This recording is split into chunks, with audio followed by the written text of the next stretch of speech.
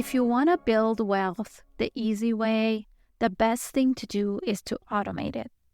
Set up automatic transfers to your savings or investment accounts so you're building your future without thinking about it. The trick is to start with an amount that you won't miss, but it's a little bit uncomfortable, just a little bit, and make sure that this amount add up over time. So you don't want to go with something super small and then in the future you still feel like you have nothing. Make sure that it's big enough to make a difference. You want it to add up over time. Over the months, you will notice that your savings grow while you're focusing on other things. It's like setting your wealth on autopilot. Remember, consistency is key.